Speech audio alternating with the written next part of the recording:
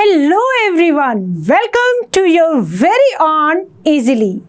I am Dr. Sudha, your mentor for biology.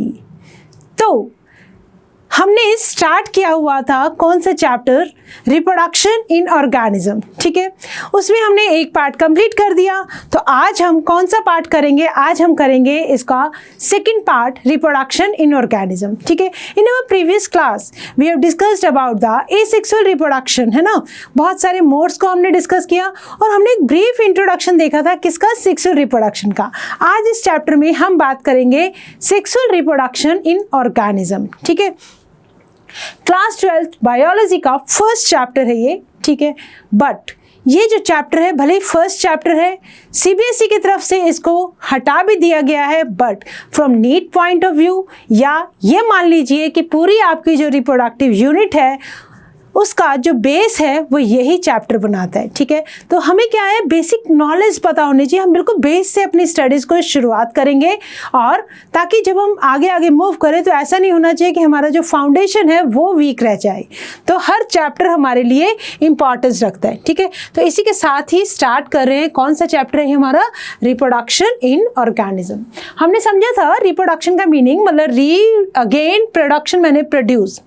तो it's a biological process by which the organisms they give birth to their young ones to produce their progeny। अपने ही जैसे और organisms को produce करने के लिए organism क्या करते हैं? रिप्रोडक्शन। सो दैट पर्पस क्या था बेटा रिप्रोडक्शन का? ताकि लाइफ जो है कंटिन्यू रह सके, किसके ऊपर? अर्थ के ऊपर, ठीक है। तो it's a very important process for life, ठीक है। और लाइफ के साथ साथ इसके अंदर क्या होता है, वेरिएशंस लाने के लिए भी जो रिप्रोडक्शन, स्पेशली सेक्सुअल रिप्रोडक्शन जो है, that is responsible for bringing the variations, ठीक है। वेरिएशंस नहीं आएंगी तो एवोल्यूशन नहीं होगा, एवोल्यूशन नहीं होगा तो नई नई स्पीशीज नहीं बनेंगी, ठीक है। तो चलो बात करते हैं सेक्सुअल रिप्रोडक्शन की। सबसे पहले देखो बेटा, जो सेक्सुअल रिप्रोडक्शन है देखा जाए ना तो इट्स, हमने डिस्कस किया था, it is by parental. Sexual reproduction is by parental, ठीक है। बाई पेरेंटल में से एक होगा मेल, एक होगा फीमेल, राइट। तो मेल क्या देगा? मेल गैमीट देगा। फीमेल क्या देगा? फीमेल गैमीट्स देगी। तो ये जो प्रोसेस है ना, कंपैरेटिवली अगर हम बात करें एसेक्सुअल रिप्रोडक्शन की, चलो मैं यहाँ पे कुछ पॉइंट्स लिखती हूँ। अगर मैं एसेक्सुअल रिप्रोडक्शन की बात करूँ तो इसके ना कुछ एडवांटेजेस थे, जैसे कि हमने वेजिटेटिव प्रोपेगेशन समझा प्लांट्स के अंदर, ठीक है। सबसे पहली चीज़ तो ये क्या है, फास्ट है। दूसरा ये क्या है, सिंपल है। और तीसरा क्या है, एक ही पेरेंट चलो इन्वॉल्व होता है इसके अंदर। तो ये तो इसके एडवांटेज है, बट डिसएडवांटेजेस क्या है? दैट क्लोन्स बनते हैं इसके अंदर। क्लोन्स बनना कोई बहुत अच्छी बात नहीं है कि एग्जैक्टली आइडेंटिकल कॉपीज बने अपने पेरेंट्स की। Variations are required, no variations. तो यहाँ पे कोई भी वेरिएशंस नहीं आती हैं, जिसकी वजह से क्या होता है कि सर्वाइवल के जो चांसेस हैं किसी भी स्पीशीज के, वो कम हो जाते हैं, ठीक है। तो वेरिएशंस आनी चाहिए। इसलिए नेचर ने क्या इसका रास्ता निकाला? नेचर ने इसका एक तरह से रास्ता है सेक्सुअल रिप्रोडक्शन। अब देखो एक बार थोड़ा सा सिग्निफिकेंस समझते हैं हम सेक्सुअल रिप्रोडक्शन का, फिर हम इसको स्टार्ट करेंगे। सेक्सुअल रिप्रोडक्शन की बात करूं तो हमें पता है कि गैमीट्स बनते हैं, और आपने अपनी छोटी क्लासेस में पढ़ा हुआ है जो गैमीट्स हैं वो कौन सी डिवीजन से बनते हैं? वो बनते हैं म्योसिस से। किससे बनते हैं? म्योसिस से। तो म्योसिस से जब गैमीट्स बनते हैं तो उनका नंबर क्या रह जाता है? रिड्यूस रह जाता है। देखो सबसे बड़ी चीज़ जो याद रखेंगे, नेचर क्या चाहती है? नेचर लाना चाहती है भाई वेरिएशंस। वेरिएशन लाएगी तो ऑर्गेनिज्म के सर्वाइवल के चांसेस बढ़ेंगे, मतलब लाइफ के कंटिन्यूटी की जो श्योरिटी है वो रहेगी, ठीक है। तो वेरिएशंस के लिए नेचर के पास दो तरीके थे। एक तो एसेक्सुअल रिप्रोडक्शन में क्या हो रहा था, कॉपी बन रही थी जेनेटिक मटेरियल की, ठीक है। उस टाइम पे वेरिएशन आया था, बट थोड़ा बहुत ही वेरिएशन आता है, उसमें ज़्यादा उसके ऊपर डिपेंडेंट नहीं रह सकती नेचर। उसके बाद दूसरा तरीका, नेचर ने क्या सोचा कि दो ऑर्गेनिजम्स को फ्यूज करवाओ, मतलब सोचा, मतलब नेचर ऐसी कंडीशंस बनाती है जिसकी वजह से ऑर्गेनिज्म शिफ्ट हुए एसेक्सुअल से सेक्सुअल की तरफ, जैसे जैसे हायर फॉर्म्स आती है लाइफ की। तो बाई पेरेंटल का मतलब दो पेरेंट्स फ्यूज होंगे। दो पेरेंट्स का जब जेनेटिक मटेरियल फ्यूज होगा तो वहाँ से भी एक तो वेरिएशंस आएंगी, दूसरा वेरिएशन। अब यहाँ पे प्रॉब्लम थी बेटा, सेक्सुअल रिप्रोडक्शन के अंदर प्रॉब्लम थी कि अगर हम बाई पेरेंटल लेते हैं, दो पेरेंट्स को फ्यूज करके कोई वेरिएशंस लाते हैं, तो हमें क्या करना पड़ेगा। मान लो फॉर एग्जांपल मैं बात करूं, एक मेल सेल है, एक मान लो फीमेल है, इन दोनों का अगर मान लो फ्यूजन करवा दूं, फॉर एग्जांपल 23 क्रोमोसोम्स हैं पेयर में, 23 है इनके पास, फॉर एग्जांपल 46 मान लो, अगर ये फ्यूज कर जाते हैं तो इनके पास कितना हो जाएगा, नंबर 92 का मतलब 46 पेयर हो गए। मैं यहाँ पे नंबर चलो 46 + 23 कर देती हूँ, +23 तो 92, फिर 92 आगे फिर से फ्यूज करेंगे तो ऐसे ऐसे करके नंबर बढ़ता जाएगा, तो स्पीशीज की तो अपनी आइडेंटिटी है वही खत्म हो जाएगी, मतलब कुछ और ही बनना शुरू हो जाएगा। ठीक है, तो इसका ना सोल्यूशन निकाला नेचर ने। क्या निकाला, नेचर ने बोला कि ये वाले जो दो सेल्स फ्यूज हो रहे हैं ना, इनको हम एक काम करते हैं, इनके अंदर का अगर मैं ये रिड्यूस कर दूं, क्या क्रोमोसोम नंबर, तो मेल और फीमेल अगर इनका नंबर हम आधा कर दें, 23 नंबर कर दें, तो जो इनकी फ्यूजन से नया सेल बनेगा उसके पास 46 क्रोमोसोम, जो कि स्पीशीज का क्रोमोसोम होगा, वापस से रिस्टोर कर जाएगा। राइट, तो इस प्रॉब्लम को सॉल्व करने के लिए, नंबर आधा करने के लिए एक और डिवीजन एवोल्यूट हुई, दैट वाज मियोसिस। तो बाई पेरेंटल मतलब हमें पता है एक मेल गैमीट है, एक फीमेल गैमीट है। तो अब हमें पता है आज के टाइम में भी नो, गैमीट्स क्या होते हैं, हैप्लॉइड। गैमीट्स क्या होते हैं बेटा, हैप्लॉइड। Gametes are haploid. और हैप्लॉइड गैमीट कैसे बनते हैं, बाय मियोसिस, तो हम इसके बारे में भी डिस्कस करेंगे। मतलब कहने का ये है कि एसेक्सुअल रिप्रोडक्शन जितनी सिंपल थी, एक ही ऑर्गेनिज्म से जल्दी जल्दी बहुत फास्ट जो नई नई प्रोजेनीज बनती जा रही थी, वैसा सेक्सुअल रिप्रोडक्शन में नहीं है। क्या है ये, it is a more elaborate. पहले गैमीट्स के अंदर नंबर हाफ करो, फिर उनका फ्यूजन करवाओ, मतलब पहले गैमीटोजेनेसिस होगा, फिर उनका फ्यूजन होगा। फ्यूजन कैसे होना, फ्यूजन होने के लिए उनको ट्रांसफर भी करना पड़ेगा मेल गैमीट को फीमेल गैमीट के पास। ठीक है, क्योंकि बाई पेरेंटल है, तो बहुत ही इलेबोरेट सा प्रोसेस है ये, तो साथ में कॉम्प्लेक्स भी है। मियोसिस अपने आप में कोई सिंपल सी डिवीजन नहीं है, इट्स अ वेरी कॉम्प्लेक्स। तो पूरा जो प्रोसेस है सेक्सुअल रिप्रोडक्शन का, that is a complex process. अब जब इतने सारे काम होने हैं तो ऐसा तो नहीं कि बहुत तेजी से हो जाएंगे, तो it is a slow process as compare to asexual reproduction. ये डिसएडवांटेजेस मान लो चाहे कुछ भी कह दो, बट एक चीज बहुत अच्छी है, यहाँ पर क्या आती है, वेरिएशंस आती है सेक्सुअल रिप्रोडक्शन में। ठीक है, हाँ अब देखो जितने भी वैरायटी के ऑर्गेनिज्म है, चाहे वो मॉर्फोलॉजी में उनके एक्सटर्नल अपीयरेंस डिफरेंट है, चाहे उनकी इंटरनल स्ट्रक्चर डिफरेंट है, या उनकी फिजियोलॉजी अंदर जो फंक्शनिंग चल रही है अगर वो भी डिफरेंट है, बट आपको जान के ये हैरानी होगी कि क्या करते हैं वो शेयर करते हैं सब जितने भी वास्ट वैरायटी के ऑर्गेनिज्म है, higher organism, if they are reproducing sexually तो they are showing a similar pattern of sexual reproduction. एक जैसा पैटर्न शो करते हैं, वही प्री फर्टिलाइजेशन इवेंट। कोई भी ऑर्गेनिज्म बर्थ लेने के बाद ग्रो करेगा, वेजिटेटिव फेज होगा उसका, वहां से वो एंटर करेगा मैच्योरिटी वाले फेज मतलब रिप्रोडक्टिव फेज में, और उसके वही एजिंग और सेनेसेंस। तो बात वही है, दो पेरेंट्स आएंगे, उनके गैमीट्स फ्यूज होंगे, फ्यूज होके फर्टिलाइजेशन के बाद क्या होगा, जाइगोट, जाइगोट के बाद एम्ब्रियो डेवलप होगा। ठीक है, चलो देखो अब अगर हम, ये तो हमने चलो सेक्सुअल रिप्रोडक्शन की बात की, अब आप अपने आसपास देखते हैं, जैसे कि हमने हमारी पिछली क्लास में भी डिस्कस किया कि बहुत सारे जो ऑर्गेनिजम्स हैं वो क्या करते हैं, सीजनल ब्रीडर्स होते हैं, दे आर सीजनल ब्रीडर्स। तो जैसे हम बर्ड्स की बात कर रहे हैं, बर्ड्स क्या करते हैं, एक सीजन में जाके एग ले करते हैं, राइट। बट क्या आपने कुछ ऐसे बर्ड्स देखे हैं जिनके एग्स पूरा साल आपको दिखते रहते हैं? मोस्टली बर्ड्स क्या करते हैं, ले करते हैं एग एक सीजन आने पे। मतलब ये कैसे है, एक तरह से ऐसा मान लो कि they are seasonal breeders. Seasonal breeder, we have discuss this thing in our previous class also कि सीजनल ब्रीडर्स और कॉन्टिन्यूस ब्रीडर्स क्या होते हैं। बट वो बर्ड्स जिनको आर्टिफिशियल कंडीशंस में रखा जाता है इन कैप्टिविटी, उनसे ये जो आपको मार्केट के अंदर एग्स मिलते हैं वो तो हर पूरा साल आपको मिलते रहते हैं। ऐसा तो नहीं कि जब बर्ड्स ले करेंगे तभी वो होंगे। तो क्या ये एग हम बनाते हैं? एग तो बर्ड्स ही देते हैं, बट कैप्टिविटी में इनको through out the year egg लिए जा सकते हैं इनसे। तो ये रिप्रोडक्शन का पार्ट नहीं है। जो पूरा साल हमें मार्केट के अंदर एग्स दिखते हैं वो हैं तो बर्ड्स के ही, ठीक है, बट फीमेल ने ही ले किए हैं, but these are not a part of reproduction. These are, ऐसा है कि commercial exploitation for human welfare, artificially बहुत सारे हार्मोन्स के थ्रू, इंजेक्शंस के थ्रू उनसे ये एग्स प्रोड्यूस करवाए जाते हैं, तो रिप्रोडक्शन का पार्ट नहीं है ये, ठीक है। अच्छा, अब हमने ये देखा सेक्सुअल रिप्रोडक्शन के अंदर बात कर रहे थे हम कि हमारी प्रीवियस क्लास में हमने देखा कि कुछ ऐसे फेजेस होते हैं सेक्सुअल रिप्रोडक्शन से पहले, कुछ प्री फर्टिलाइजेशन इवेंट्स या व्हाटएवर। तो वेजिटेटिव फेज से जब कोई भी ऑर्गेनिज्म रिप्रोडक्टिव फेज के अंदर एंटर करता है, तो वेजिटेटिव फेज में हर ऑर्गेनिज्म की बॉडी के अंदर कुछ स्ट्रक्चरल और हार्मोनल चेंजेस आते हैं, ठीक है। तो यहाँ पे अगर मैं बात करूँ फीमेल्स की, कौन सी फीमेल्स की? फीमेल्स हम यहाँ पे बात करने जा रहे हैं ईस्ट्रस साइकिल या मेंस्ट्रुअल साइकिल की। तो बहुत सारे ऑर्गेनिज्म ऐसे हैं जिनके अंदर in their pre reproductive phase की बात कर रही हूँ, ऑर्गेनिजम्स क्या हो गया, organisms in pre reproductive phase, in pre reproductive phase क्या शो करते हैं? Undergo structural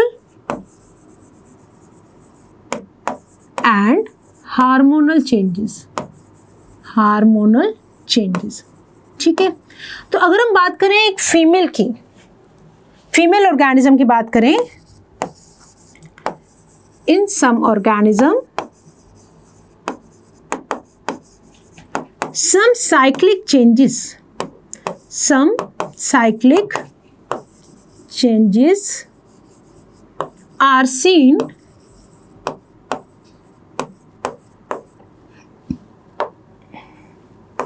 in ovaries. Ovaries, female reproductive structures होती है ovaries, ovaries and some cyclic changes are seen in ovaries and other reproductive structures, other reproductive structures, ठीक है।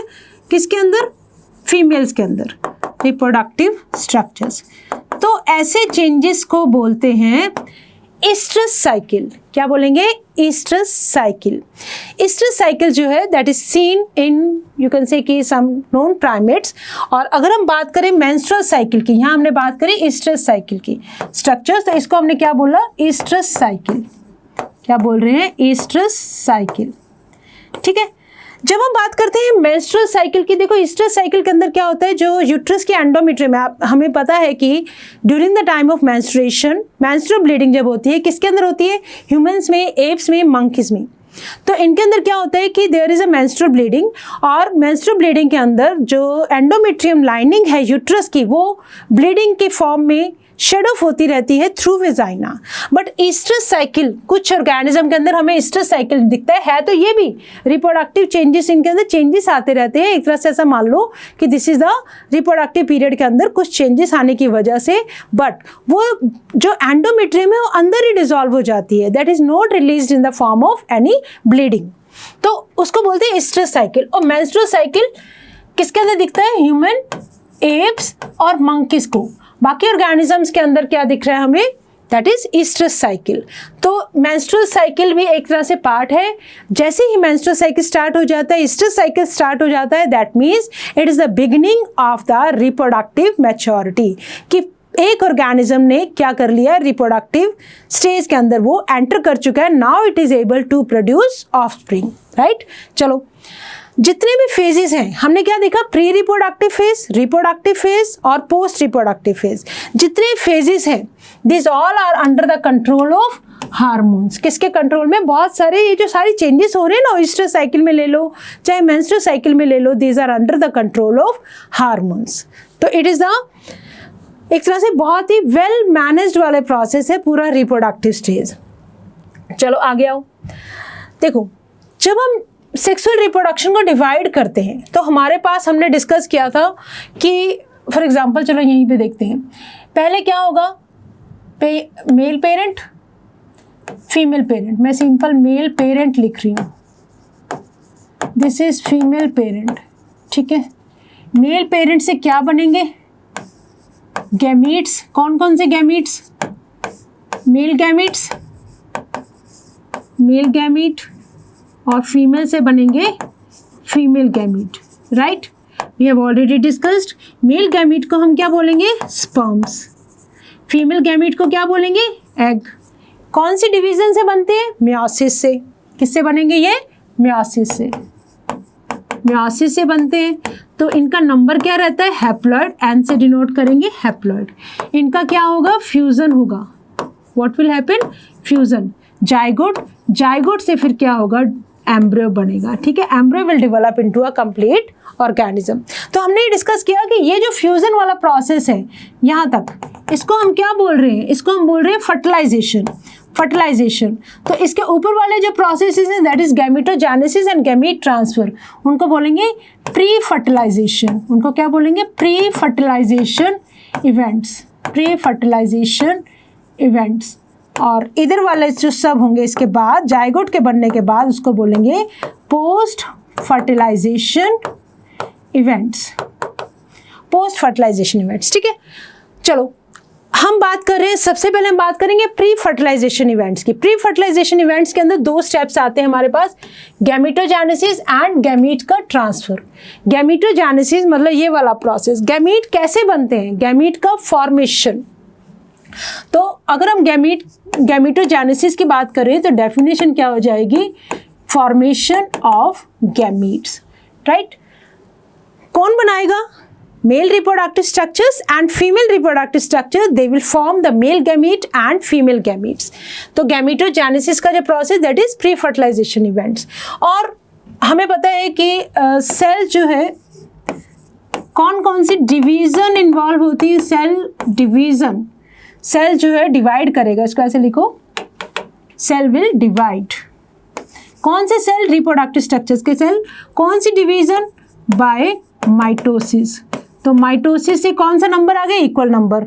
But जब cell divide करेगा bye meiosis, meiosis, तो number क्या रह जाएगा? Number gate reduced. Number gate reduced. किसका नंबर बेटा? क्रोमोसोम का number. Chromosome number, chromosome number gate reduced. तो ये क्या बन जाएंगे? आपके गैमीट्स। तो आपसे कोई पूछे कि गैमीट्स कैसे बनते हैं, आप बोलोगे मियोसिस से बनते हैं, ठीक है। तो मेल गैमीट बन गए, फीमेल गैमीट बन गए। अब इन गैमीट्स का क्या करना होता है? ट्रांसफर करना होता है। तो फिलहाल हम ये समझते हैं कि अगर ये गैमीट्स, मेल गैमीट्स और फीमेल गैमीट्स अगर सेम तरह के बन जाएं, इफ दे आर सिमिलर, तो इसको हम क्या बोलेंगे? होमोगैमीट। अगर ये देखो, ये क्लेमाइडोमोनास है, ठीक है। क्लेमाइडोमोनास के जो गैमीट्स हैं दे आर ऑफ, आप बता सकते हो इनमें से कौन सा मेल है कौन सा फीमेल है? नहीं। तो ये क्या है? These are homogametes. These are homogametes, right. किसके हैं ये? क्लेमाइडोमोनास के। तो बहुत सारी स्पीशीज ऐसी होती हैं एल्गी के अंदर जो सेम टाइप के गैमीट्स बनाती हैं, विच आर दोनों तरह से, साइज में भी और इनकी शेप में भी दे आर इक्वल, बिल्कुल एग्जैक्टली आइडेंटिकल है। There is no differentiation of male gametes and female gametes. तो हम गैमीट्स की बात कर रहे हैं, तो कैसे गैमीट्स है ये? होमोगैमीट्स। अच्छा, अब अगर एक देखो, male gamete is very small, female gamete is very large. तो इसको क्या बोलते हैं? फीमेल गैमीट हमें पता है कौन सा? एग है। और मेल गैमीट कौन सा है? स्पर्म बोलते हैं हम इसको, राइट। ये ह्यूमन स्पर्म का डायग्राम है हमारे सामने, ह्यूमन स्पर्म। और ये क्या है? दिस इज एग या फीमेल गैमीट, फीमेल गैमीट। अब इन दोनों गैमीट्स को देख के आप बहुत इजीली बता सकते हो कि ये क्या है? फीमेल गैमीट है, छोटा वाला क्या है? मेल गैमीट है। ऐसे ही इसको देखो, टेल वाली जो स्ट्रक्चर है, मोटाइल स्ट्रक्चर है, that is sperm, human male gamete है ये, दिस इज फीमेल गैमीट है। तो जब आप गैमीट्स को अच्छी तरह से डिफ्रेंशिएट कर पाते हो तो उनको बोलते हैं हेटेरोगैमीट्स। क्या बोलते हैं? Heterogametes, right. तो इस तरह से आपके सामने क्या है? Gametes can be of the same size. Homogametes के अंदर, अच्छा, अगर साइज भी सेम है तो उसको हम बोलेंगे आइसोगैमीट्स। देखो जैसे यहाँ पे आपको दिख रहा है साइज, अगर मान लो स्ट्रक्चर तो सेम है बट एक का साइज बड़ा है एक का छोटा, तो दैट इज एनाइसोगैमी या एनाइसोगैमीट्स, लाइक दिस, ठीक है। और बिल्कुल ही डिफरेंट है तो हम उनको हेटेरोगैमीट ही बोल रहे हैं। अगर एग का साइज बड़ा है that is oogamous type of gamete formation, that is अगर एग बड़ा है दैट इज oogamine, और एक चीज हमें और देखनी है यहाँ पर कि गैमीट्स का जो साइज है ना, साइज में अक्सर जो फीमेल गैमीट है that is larger in size. Female gamete anisogamete, ये किसकी टाइप से हो रही है बेटा? होमोगैमीट्स की, ठीक है। दैट कैन बी, यहाँ पे लिखते हैं, दैट कैन बी आइसोगैमीट, आइसोगेमस, और एनाइसोगेमस, एनाइसोगेमस मतलब एक साइज में बड़ा और एक साइज में छोटा हो, और इसको क्या बोलेंगे? Isogamous, right. चलो, हेट्रोगेमीट में दैट कैन बी ओगेमस, अगर जो है female gamete is larger in size. Generally क्या है? Female gamete is larger, female gamete is larger in size and male gamete is smaller in size. Male gamete is smaller in size. ठीक है, तो ये हुए गैमीट्स कितनी तरह के होते हैं। अब देखो दूसरा प्री फर्टिलाइजेशन इवेंट्स क्या है कि हमें गैमीट्स का ट्रांसफर करवाना है, राइट। बट उससे पहले एक सेकेंड, उससे पहले ये देखते हैं, देखो गैमीट का ट्रांसफर, गैमीट ट्रांसफर, तो हमने क्या बोला? स्टेशनरी कौन सा गैमीट है? फीमेल गैमीट कैसा है बेटा? ये मूव नहीं कर सकता, इट इज स्टेशनरी, ठीक है। और मेल गैमीट कैसा है? इट इज मोटाइल, और इसके पास क्या होती है? टेल, ठीक है। तो मेल गैमीट जो है वो ट्रेवल करके जाता है कहाँ? फीमेल गैमीट के पास। अब अगर हम बात करें लोअर ऑर्गेनिज्म, इन लोअर ऑर्गेनिजम्स इनके अंदर क्या होगा? फीमेल गैमीट के पास जाने के लिए मेल गैमीट को जनरली स्टेशनरी होता है, इट कैन बी, दोनों मोटाइल भी होते हैं, वाटर के अंदर भी रिलीज हो सकते हैं, दे रिक्वायर अ मीडियम, ठीक है। जैसे कि हम बात करें एल्गी ब्रायोफाइट्स के अंदर क्या होता है? दे रिक्वायर मीडियम, जनरली वो मीडियम क्या होता है? वाटर। अदरवाइज क्या है? The female gamete is in the body, और मेल गैमीट कहाँ ट्रेवल करता है? That will travel towards the female gamete. Tail होती है एक, तो इसके पास मोटाइल होता है। अब देखो, जो during the time of gamete transfer, during the time of gamete transfer, ठीक है। क्या होगा? रास्ते में जो फीमेल गैमीट की तरफ जब ट्रांसफर हो रहा है, कौन? Male gamete, the male gamete can be destroyed, male gamete can be destroyed, ठीक है। तो अब जिसकी वजह से हो सकता है फर्टिलाइजेशन ना हो पाए, male gamete can be destroyed and may not reach the female gamete, may not reach the female gamete. Therefore, अब इसका सॉल्यूशन क्या निकाले? Therefore, male gametes are released in large number, ठीक है। Whereas मेल गैमीट तो large number में हो गए release, but female gamete stationary है, फीमेल बॉडी के अंदर है, तो they are release in less number. तो जनरली 1 होता है, स्टेशनरी होने के साथ साथ इट इज जनरली 1, जनरली है ना, generally 1 in number male female gamete, right. तो गैमीट ट्रांसफर के लिए हमें क्या चाहिए? अब एक मीडियम चाहिए लोअर ऑर्गेनिज्म में। और what about in, for example अगर मैं बात कर रही हूँ तो लोअर ऑर्गेनिज्म मतलब लोअर प्लांट्स की बात की मैंने, एल्गी फंजाई जैसी। इन हायर प्लांट्स ये जो गैमीट्स हैं, जैसे कि मेल गैमीट्स की बात करो, एंजियोस्पर्म्स के अंदर कौन सा प्रोसेस है? पॉलिनेशन, ठीक है। इसके थ्रू क्या होता है? Transfer of male gametes, transfer of male gametes from anther to stigma of a flower. ठीक है, तो ट्रांसफर कैसे होता है? By the process of pollination. अब अगर मैं बात करूं सेल्फ पॉलिनेशन या बाइसेक्सुअल फ्लावर्स की, तो it can be self pollination. Bisexual flower में तो कोई दिक्कत नहीं है। और it can be cross pollination, it can be cross pollination. तो क्रॉस पॉलिनेशन में क्या चाहिए हमें? Cross pollination requires agency for the transfer. ठीक है, और जो हायर एनिमल्स हैं, they have evolved a special method of transfer of gametes. तो उनको अपने गैमीट्स ट्रांसफर करने के लिए कोई ना कोई ऐसा मेथड अपने आप को इवॉल्व करना ही पड़ेगा, राइट। तो अब एक बात देखो, क्या जो मेल गैमीट है मेल बॉडी में होता है, फीमेल गैमीट फीमेल बॉडी में होता है, ऐसा हमने देखा। बट बहुत सारे ऑर्गेनिजम्स ऐसे होते हैं जहाँ पे मेल और फीमेल एक ही बॉडी के अंदर होते हैं। बहुत सारे प्लांट्स ऐसे होते हैं जिनके अंदर आप डिफ्रेंशिएट कर ही नहीं पाते हैं कि कौन सा मेल है और कौन सा फीमेल है।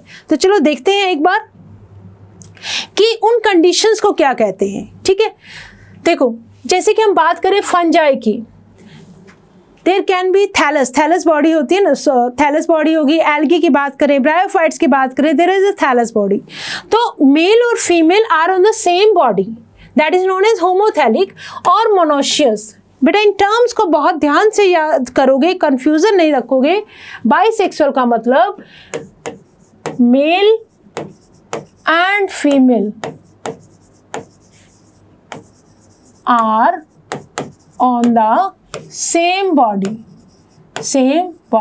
ठीक है, दोनों मेल और फीमेल जो बॉडीज हैं, जो स्ट्रक्चर्स हैं, they are on the same body. तो उनके लिए हम वर्ड यूज करते हैं, लोअर ऑर्गेनिज्म में एल्गी और फंजाई में हम वर्ड यूज कर लेते हैं होमोथैलिक। मोनोशियस जैसे कि हम बात करेंगे, अभी एग्जांपल्स देखते हैं। कारा मोनोशियस के अंदर both male and female are on the same plant body पे। तो इसको याद रखोगे, मोनो मतलब वन, ऑशियस का मतलब ऐसा याद कर लोगे एक ही घर है इनका, राइट। या इनको हम टर्म यूज कर सकते हैं बाइसेक्सुअल फॉर एनिमल्स। हेटेरोथैलिक और डायोशियस मतलब यूनिसेक्सुअल का मतलब एक सेक्स है। तो male and female are on the different plant body, male and female are on the different plant bodies या different bodies पर है। अच्छा, कुछ organisms ऐसे होते हैं hermaphrodites animals with both male and female structures। ठीक है, both male and female structures, एक ही बॉडी के ऊपर मेल और फीमेल स्ट्रक्चर्स हैं। अच्छा, दूसरी चीज आओ, तो हर्मेफ्रोडाइट, ये टर्म्स आपको याद रखनी है। What do mean by bisexual? Homothallic, monoecious मतलब दोनों सेक्सेस एक ही बॉडी के ऊपर, राइट। हेटेरोथैलिक, डायोशियस, यूनिसेक्सुअल, एक प्लांट बॉडी या एक बॉडी के ऊपर मेल, एक है फीमेल। अगर हम फ्लावर्स की, प्लांट्स की बात करें, फ्लावर्स इसका मतलब there can be a male flower, there can be a female flower, और there can be a female flower। ठीक है, तो मेल फ्लावर को अपने बोलेंगे स्टैमिनेट, क्योंकि स्टैमन क्या है? मेल पार्ट है। तो ऐसे फ्लावर को बोलेंगे स्टैमिनेट, और फीमेल फ्लावर में बोलेंगे अपने पिस्टिलेट। क्या बोलेंगे? पिस्टिलेट। ठीक है, चलो एक बार ठहरो, पिक्चर देखते हैं। यस, यहाँ आ जाओ एक बार। हाँ देखो, दिस इज अर्थवर्म। अर्थवर्म के अंदर क्या है? मेल और फीमेल एक के अंदर है। देखो, टेस्टिस सैक विद टेस्टिस और ओवरीज, इट इज हर्मेफ्रोडाइट। तो हर्मेफ्रोडाइट एनिमल्स के लिए हम यूज करते हैं। वेयरएज हम कॉकरोच की बात करें, मेल कॉकरोच है, फीमेल कॉकरोच है, तो ये क्या है? यूनिसेक्सुअल है, इट इज यूनिसेक्सुअल। और अगर हम इसकी बात करें कारा की, oogonium antheridium, male sex organ and female sex organ. तो ऐसे प्लांट्स को हमने क्या बोला? मोनोशियस। ठहरो, ऐसे प्लांट्स को हमने बोला मोनोशियस, राइट। ओके, और ये क्या है? कॉकरोच यूनिसेक्सुअल, और इधर आ जाओ Marchantia, female thallus male thallus, तो ये क्या है dioecious, it is dioecious. Dioecious में क्या है, there is one male body, one is female body. और अगर हम प्लांट के फ्लावर की बात करें, it is a bisexual flower, this is a bisexual flower, दोनों ऑर्गन है बेटा इसके पास, दिस फ्लावर इज बाइसेक्सुअल। तो आप समझ पा रही हैं, मैं वर्ड यूज करूं बाइसेक्सुअल, मैं वर्ड यूज करूं मोनोशियस, मैं वर्ड यूज करूं homothallic, that means one and the same thing, right. Okay, अगर मैं बात करूं इसकी फीमेल और मेल थैलस की, that is dioecious, heterothallic that is unisexual. तो आई होप यहां तक हमें क्लियर हो रहा है कि इन टर्म्स को बहुत ही ध्यान से याद रखेंगे। आगे आ जाओ, चलो अब देखो हम बात कर रहे हैं गैमीट फॉर्मेशन के टाइम कौन सा सेल डिवीजन होता है। Gamete formation we have understood there are two types of division. Gamete formation में डिवीजन होता है कौन सा, मियोसिस, अभी भी हमने एक्सप्लेन किया, दैट इज मियोसिस। तो वो सेल्स, अच्छा मियोसिस किस में होगा, डिप्लॉयड सेल, मियोसिस किस में होगा, diploid cells, they undergo meiosis, यहां से लेते हैं, they undergo meiosis to produce haploid gametes, ठीक है।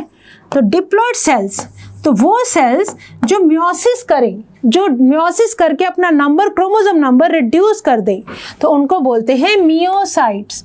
उन सेल्स को क्या बोलते हैं, मियोसाइट्स, राइट। चलो हमने क्या देख लिया, अब एक देखो, एक एक्सरसाइज है आपके लिए, अब आप ध्यान से समझ चुके हैं। डिप्लॉयड सेल के अंदर क्रोमोसोम नंबर रहेगा डबल, और जो उसका हैप्लॉयड सेल होगा किससे बनेगा, मियोसिस से। डिप्लॉयड सेल को बोलेंगे मियोसाइट्स, मियोसिस करके नंबर जो हो गया रिड्यूस। तो अब देखो क्रोमोसोम नंबर आपको बताने हैं। ह्यूमन बींग्स के अंदर डिप्लॉयड सेट ऑफ क्रोमोसोम कितना है, 46। तो अगर मैं गैमीट्स की बात करूं तो क्रोमोसोम नंबर कितना आ गया, 23। हाउस फ्लाई की बात करूं तो मियोसाइट्स में डिप्लॉयड नंबर इज 12 और गैमीट्स के अंदर नंबर आधा रह जाएगा, दैट इज 6। रैट की बात करूं तो there are 42 chromosome diploid set में, बट हैप्लॉयड नंबर आधा कर दो, 21। आप समझ पा रहे हैं डिप्लॉयड नंबर हैप्लॉयड नंबर में कैसे कन्वर्ट होता है, बाय द डिवीजन मियोसिस, ठीक है। आगे आओ, डॉग के अंदर देखो 78 और इसमें कितने हैं, 39, राइट। कैट के अंदर 38, इसके अंदर 19, तो ऐसे करके नंबर हाफ होता जा रहा है। तो ऑफियोग्लोसम में देखो कितने सारे क्रोमोसोम्स है, 1260 इज अ डिप्लॉयड नंबर, तो हैप्लॉयड नंबर हो गया 630, राइट। तो इस तरह से आप ये एनसीईआरटी की जो टेबल है वो फिल कर सकते हैं। इसके अंदर हमने पूरे आपके सामने सब कुछ फिल किया हुआ है, आपको बस एक चीज का ध्यान रखना है, मियोसाइट्स होता है diploid number, diploid number meiocytes क्या करेंगे, मियोसिस करेंगे, नंबर क्या रह जाएगा, हैप्लॉयड, ठीक है। चलो ओके, अब हमने देखा गैमीट ट्रांसफर हम देख चुके हैं, ठीक है। गैमीट ट्रांसफर में हमने देखा male gamete is motile, female gamete is stationary. Few fungi and algae के अंदर दोनों भी मोटाइल हो सकते हैं, दोनों भी क्या हो सकते हैं, मोटाइल हो सकते हैं। और pollination in plants we have already discussed. अब देखो जब दोनों मोटाइल होंगे तो मतलब उनको क्या चाहिए, मीडियम चाहिए एक दूसरे की तरफ ट्रेवल करने के लिए, तो that we have already discussed. Lower organism में क्या होता है, there must be some medium for the transfer. अब हम बात कर रहे हैं fusion of gametes, that is fertilisation, that is fertilisation. Fertilisation के अंदर क्या होगा, fusion of gametes, fusion of gametes, ठीक है। अब देखो ये गैमीट से फ्यूज करेंगे तो क्या बनाएंगे, जाइगोट, और नया इंडिविजुअल बनेगा। This is isogamous type of fusion. Same type के गैमीट्स जो हो रहे हैं फ्यूज करके क्या बना रहे हैं, जाइगोट। और इधर से देखो आप, ये जो आपके सामने डायग्राम है इसके अंदर आपको क्या दिख रही है, pollen grain, germinating pollen grain. क्या दिख रही है हमें, germinating pollen grains, germinating pollen grains, germinating pollen grains, ठीक है। चलो फर्टिलाइजेशन की जब हम बात कर रहे हैं हमें पता है कि मेल गैमीट को आना पड़ेगा फीमेल गैमीट के पास, ठीक है। ओके, फर्टिलाइजेशन अब अगर हम बात करें तो it can be of two types, it can be of two types. External fertilisation, external fertilisation, जब ये जो फ्यूज़न है आउटसाइड द बॉडी हो, और इंटरनल फर्टिलाइजेशन जब फ्यूज़न ऑफ गैमीट्स जो है वो इनसाइड द बॉडी, किसकी बॉडी के अंदर, फीमेल बॉडी के अंदर, इंटरनल फर्टिलाइजेशन। ठीक है, तो एक्सटर्नल फर्टिलाइजेशन का मतलब समझेंगे outside the female body, outside the female body, और इसमें क्या है, inside the female body, inside the female body. ठीक है, चलो किसमें दिखती है एक्सटर्नल फर्टिलाइजेशन, हमें फ्रॉग के अंदर। अब जब दोनों, इसके अंदर क्या होता है, it requires synchronisation of release of gamete. क्या होगा इसके अंदर, synchronisation of timing of release of both the gametes, both gametes. ठीक है, अब देखो हम बोल रहे हैं एक्सटर्नल फर्टिलाइजेशन बॉडी के बाहर होगा, मेल गैमीट भी बॉडी के बाहर आएगा, फीमेल गैमीट भी बॉडी के बाहर रिलीज होगा, राइट, बोथ आर मोटाइल। तो उस केस में क्या होगा, दोनों के फ्यूजन के लिए उनकी टाइमिंग्स का मैच होना इज वेरी वेरी इंपॉर्टेंट। तो एक्सटर्नल फर्टिलाइजेशन में इस चीज़ का ध्यान रखना पड़ता है कि जैसे ही एग रिलीज हो, जैसे ही स्पर्म रिलीज हो, तो देयर शुड बी उनका फ्यूजन हो जाना चाहिए। तो इसीलिए क्या है कि फीमेल गैमीट नो डाउट कम होते हैं, male gametes are released in large number, so that अगर मान लो कभी बाय चांस फर्टिलाइजेशन नहीं हो पाए, डिस्ट्रॉय हो जाए मेल गैमीट, तो फीमेल गैमीट के साथ फ्यूजन के लिए there should be number, so that ensure कर सके हम कि फर्टिलाइजेशन होगा ही होगा। ठीक है, तो एक्सटर्नल फर्टिलाइजेशन के अंदर ये ध्यान रखना पड़ता है। एक चीज़ को और बेटा इसके अंदर डिसएडवांटेज है, अब जब देखो यहाँ पे रिलीज हो गए गैमीट्स, तो उनको कोई दूसरे एनिमल्स अटैक भी कर सकते हैं, that can undergo predation, risk factor है इनके साथ, तो दे कैन बी डिस्ट्रॉयड। तो अगर हम बात करें एक्सटर्नल फर्टिलाइजेशन के, इनके साथ रिस्क फैक्टर क्या है, that gametes can be destroyed, gametes can be destroyed, या हो सकता है जाइगोट भी डिस्ट्रॉय हो जाए।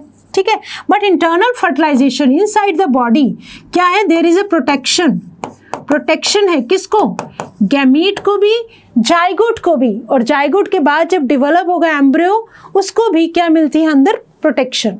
तो that means internal fertilisation is much advance as compare to external fertilisation. ठीक है, चलो ये चीज हमने देख ली। अब देखो फर्टिलाइजेशन और सिनगेमी दोनों टर्म्स को ना अक्सर हम सेम सेम यूज करते हैं। सिनगेमी का मतलब भी यही होता है, fusion of gametes, fusion of gametes. Syngamy, syn मैंने फ्यूज करना और गेमी मैंने गैमीट्स का फ्यूजन होना। फर्टिलाइजेशन में बेसिकली क्या होता है कि उनका गैमीट्स का फ्यूजन इज जस्ट सिनगेमी, उसके बाद उनका जो जेनेटिक मटेरियल आपस में फ्यूज करता है तब हम वर्ड यूज करते हैं फर्टिलाइजेशन, बट अक्सर हम दोनों टर्म्स को इंटररिलेटेडली यूज कर लेते हैं। अब एक बात बताओ, what would happen if syngamy does not occur, अगर फ्यूजन ऑफ गैमीट्स नहीं होता, अगर फर्टिलाइजेशन नहीं होता, तो क्या ऑर्गेनिज्म नहीं डेवलप करेगा? तो इसका आंसर है सम टाइम, सम टाइम यहाँ पे लिखते हैं, देखो टाइप्स हमने कर लिया, ऑर्गेनिज्म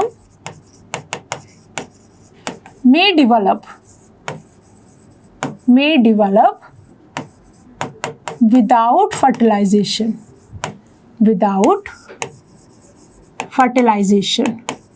ठीक है, तो हमने समझा हुआ है, इसको क्या बोलते हैं, इस प्रोसेस को बोलते हैं पार्थिनोजेनेसिस। पार्थिनोजेनेसिस किसके अंदर दिख सकती है ये हमें? फॉर एग्जाम्पल कुछ रोटिफर्स, जैसा कि हमारी एनसीईआरटी बताती है, कुछ लिजार्ड्स के अंदर, और हमने ये भी समझा था honey bee, male honey bee सीधा ही एग से डेवलप होता है पार्थिनोजेनेटिकली। ठीक है, दैट इज पार्थिनोजेनेसिस। अगर फर्टिलाइजेशन नहीं होती, अगर सिनगेमी नहीं होती, तो जो ऑर्गेनिज्म डेवलप करेगा उस प्रोसेस को क्या बोलेंगे? That is parthenogenesis. Types of fertilisation we have already discussed. External fertilisation, इसके साथ क्या है, रिस्क फैक्टर है, तो इसलिए धीरे धीरे ऑर्गेनिजम्स ने कहाँ मूव करना शुरू किया? इंटरनल फर्टिलाइजेशन की तरफ, इंटरनल फर्टिलाइजेशन। ठीक है, ओके चलो ये हो गया, आगे आओ। अब देखो पोस्ट फर्टिलाइजेशन इवेंट्स क्या है। पोस्ट फर्टिलाइजेशन जाइगोट बन गया, जाइगोट के बाद क्या बनेगा, एम्ब्रियो डेवलप होगा। तो पोस्ट फर्टिलाइजेशन इवेंट्स में जो universal events of formation of zygote, fusion of gametes that leads to zygote. Zygote क्या है, एक सिंगल सेल, एक तरह से इंटरलिंक है बिटवीन टू जनरेशंस, ठीक है। It is a single celled, single celled, diploid है कि हैप्लॉयड है, इट इज डिप्लॉयड, ठीक है। दो कनेक्शन है बिटवीन टू जनरेशंस के, राइट। फंजाई और एल्गी की बात करें तो जो जाइगोट है, जाइगोट क्या करता है, कई बार रेस्टिंग स्टेज में होता है। जैसे कि हम बोलते हैं main plant body is gametophyte, that is haploid, तो वहां पे क्या होता है, जाइगोटिक मियोसिस भी होती है। फॉर एग्जांपल जाइगोट बन गया है ना, तो जाइगोट ने क्या किया, अपने अराउंड बहुत सारी लेयर्स की कवरिंग कर लेता है। देयर इज अ, अपने आप को सराउंड कर लिया लेयर से, ठीक है। तो ये कैसा जाइगोट हुआ, this is a resting zygote, resting zygote. अब जैसे ही कंडीशंस फेवरेबल होंगी तो क्योंकि कवरिंग है इसके अराउंड, तो it is resistant to desiccation and damage नहीं होने देता, राइट। तो इस जाइगोट के रेस्टिंग स्टेज की वजह से algae and fungi they can survive the unfavourable conditions, right. और उसके बाद क्या होगा, this zygote will under diploid है, ठीक है, इट विल अंडरगो मियोसिस, क्या करेगा, मियोसिस। तो इससे क्या बनाएंगे, हैप्लॉयड सेल्स बन जाएंगे, हैप्लॉयड प्लांट बॉडीज या हैप्लॉयड एल्गी या फंजाई। कुछ ऑर्गेनिजम्स आपने पढ़ा होगा, हमने पढ़े हुए हैं, साइकिल्स पढ़े हुए हैं बेटा हमने, हैप्लॉन्टिक लाइफ साइकिल, जिसके अंदर मेन जो फेज है लाइफ का that is haploid, haplontic life cycle, ठीक है। हमने पढ़ा हुआ है diplontic life cycle, diplontic life cycle, right. और हमने हैप्लोडिप्लॉन्टिक भी पढ़ा हुआ है, हैप्लोडिप्लॉन्टिक, राइट। चलो अब देखो हैप्लॉन्टिक लाइफ साइकिल मतलब मेन प्लांट बॉडी कैसी है, हैप्लॉयड, जो मैक्सिमम ड्यूरेशन है, मैक्सिमम टाइम है जो ऑर्गेनिज्म का वो हैप्लॉयड है। तो वहां पे क्या देखने को मिलती है, जाइगोटिक मियोसिस, डिप्लॉयड जाइगोट बनेगा, diploid zygote will undergo meiosis to form the haploid organism, ठीक है। तो चलो इसके बाद आप देखते हैं अपने जाइगोट डेवलप हो गया, जाइगोट से क्या बनेगा, एम्ब्रियो बनेगा, जाइगोट से क्या बनेगा, embryo, formation of embryo, formation of embryo. फिर वो एम्ब्रियो जो है कैसे बनेगा एम्ब्रियो, देखो जाइगोट बना, it is a diploid structure, zygote का एक सेल है, this is single celled, this is single sailed.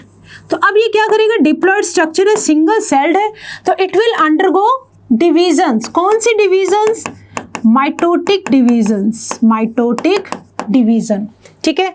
और माइटोटिक डिवीजन करके हमें पता है जाइगोट के अंदर बहुत सारे सेल्स बन जाते हैं और धीरे धीरे इन सेल्स का क्या होगा, डिफ्रेंशिएशन, क्या होगा बेटा, इनका डिफ्रेंशिएशन। और इन सेल्स का डिफ्रेंशिएशन का मतलब क्या होता है, अपना अपना हर सेल अपना अपना काम बांट लेगा, मतलब डिफ्रेंशिएट हो जाएंगे कि ये वाला काम नर्वस सिस्टम किसको बनाना है, डाइजेस्टिव सिस्टम किसको बनाना है, सब सेल्स के बीच में काम का बंटवारा हो जाता है।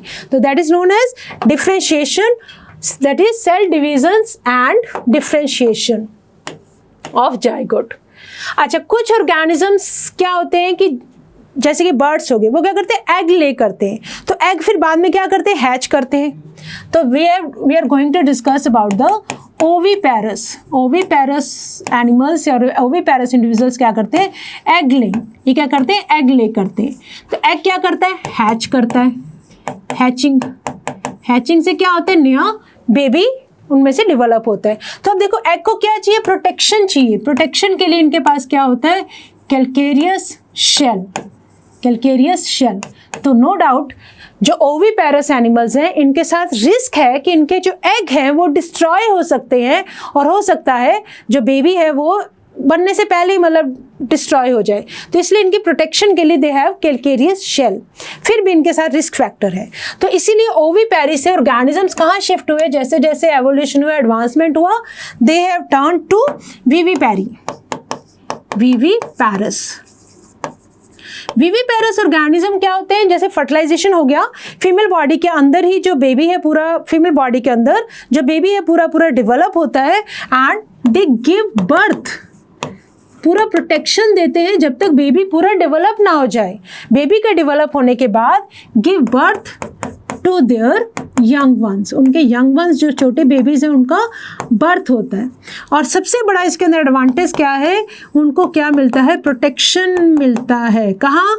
इन the mother's body, in the mother's body. और इवन बाद में भी केयर देते हैं वो अपने बेबी को, मदर्स बॉडी, बाद में भी उनका फीडिंग का और उनका पूरा ध्यान रखा जाता है। That is viviparous. तो एम्ब्रियोजेनेसिस का मतलब फॉर्मेशन ऑफ एम्ब्रियो, राइट? तो ये हमने समझ लिया। अब देखो, अगर हम अब कुछ प्लांट्स की बात करें, अगर हम प्लांट्स के केस में बात करें तो इन प्लांट्स में क्या होता है? In plants flower is a reproductive structure, ठीक है? तो हमें पता है जो ओवरी है, ओवरी के अंदर क्या होता है? ओव्यूल, ओव्यूल के अंदर एम्ब्रियो कह लो, एम्ब्रियो सैक कह लो, और एम्ब्रियो सैक, उसके बाद क्या डेवलप होता है? सीड, मतलब सीड के अंदर है एम्ब्रियो। तो ओवरी क्या बना देती है? फ्रूट। बाकी सब सेपल्स पेटल्स सब झड़ जाते हैं after the reproduction, sexual reproduction की बात कर रही हूँ। ओवरी बन जाती है फ्रूट, और ओव्यूल जो है किसमें कन्वर्ट हो गया? That is converted into seed. तो ओवरी के ओव्यूल, फॉर एग्जाम्पल चलो थोड़ा सा देखते हैं। अगर मैं बात करूँ, सपोज ये ओवरी की वॉल है और इसके साथ अटैच है हमारे पास एक ओव्यूल, ठीक है? ओव्यूल के अंदर क्या है? ओव्यूल के अंदर है हमारे पास एम्ब्रियो सैक, यहाँ बनता है एग और साइनर्जिस वो छोड़ दो, यहाँ पे बनेगा जाइगोट, ठीक है?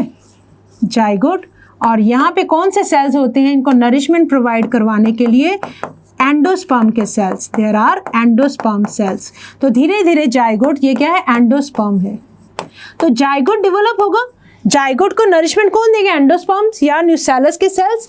एंड आफ्टर दैट क्या होगा? दिस एंडोस्पर्म से नरिशमेंट लेने के बाद this zygote will develop into, एक तरह से सीड में डेवलप हो जाएगा। तो ये क्या है? अंदर सीड है और ये इसकी बाहर वाली जो वॉल है that is known as pericarp, seed pericarp, seed pericarp, ठीक है?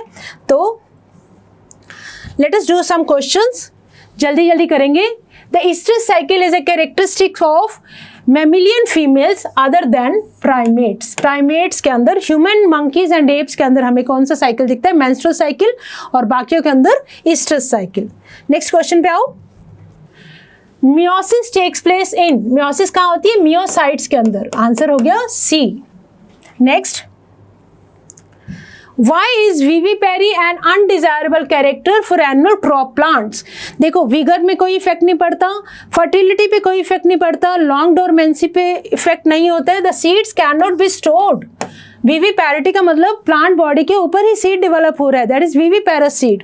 तो नॉर्मल कंडीशन में नेक्स्ट सीजन के लिए हम स्टोर नहीं कर सकते, क्योंकि सीड्स को जर्मिनेट होने के लिए क्या करना पड़ता है? डिस्पर्स होना पड़ता है। In some plant the female gamete develop into embryo without fertilisation. इस प्रोसेस को हमने बोला पार्थिनोजेनेसिस। पार्थिनोकार्पिया होता है फ्रूट का डेवलपमेंट। किसका डेवलपमेंट? फ्रूट का डेवलपमेंट, राइट? चलो आगे आ जाओ। विच one of the following is monoecious? Monoecious हमने पढ़ा, मार्केंशिया हमने देखा, दो तरह की थैलस थी। तो यहाँ पे हमारे पास कौन सा होगा? पाइनस, डेट पाम और Cycas. Which one of the following is monoecious? मतलब एक ही प्लांट बॉडी है जिसकी, मार्केंशिया, साइकास, पाइनस और डेट पाम, पाइनस, राइट? चलो आगे आ जाओ। So with this, it's a time to say thank you, and we have completed our chapter reproduction in organism, and always learn that you have to always remember that you have to learn with a smile.